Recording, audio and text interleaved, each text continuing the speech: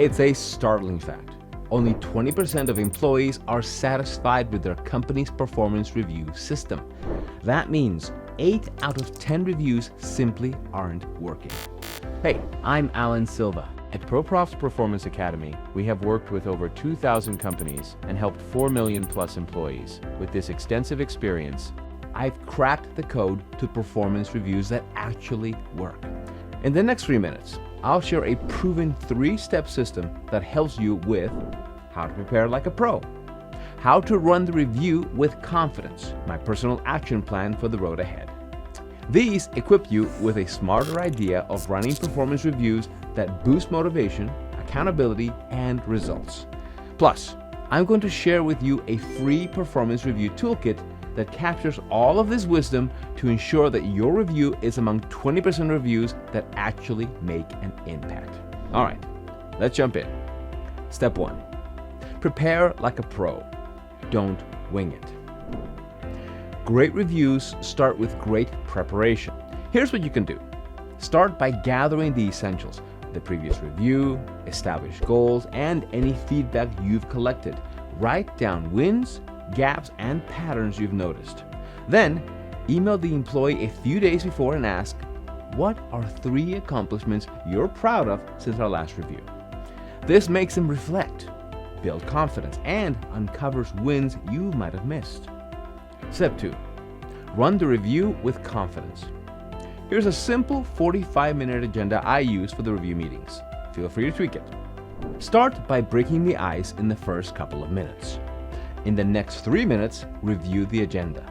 Then, take 5 minutes to reflect on their growth. Following this, spend 10 minutes to evaluate current performance. In the next 10 minutes, discuss improvement areas. Dedicate the next 5 minutes to discussing career goals. And keep the last 10 minutes to set new targets and action steps. Be brutally honest. Whether it's praise or constructive feedback, be specific. Don't say, you need to improve communication. Say, in client meetings, I notice you tend to speak last. Let's work on contributing earlier. Also, make it a 2-way conversation. Ask, what do you think is working or not working? Let them speak.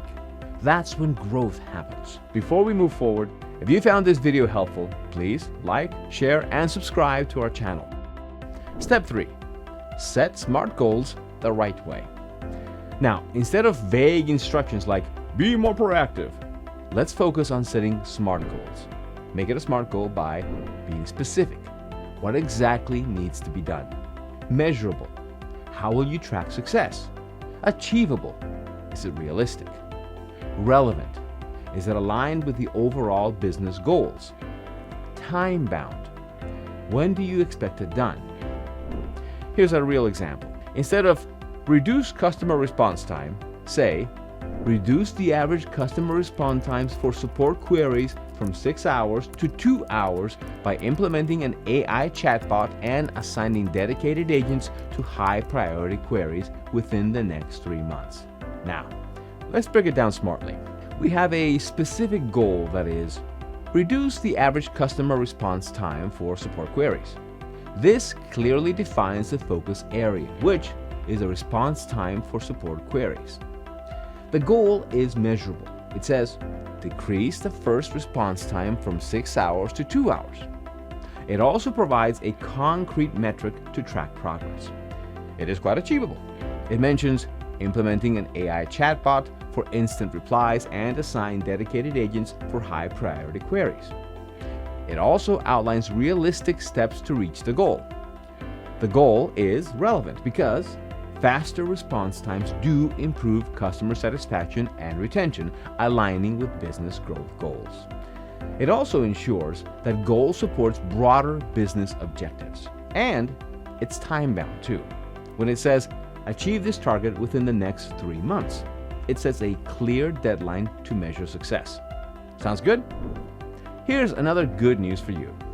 I have provided a SMART goal template plus examples for various use cases like sales, marketing, customer success, etc. in the toolkit. Check them out.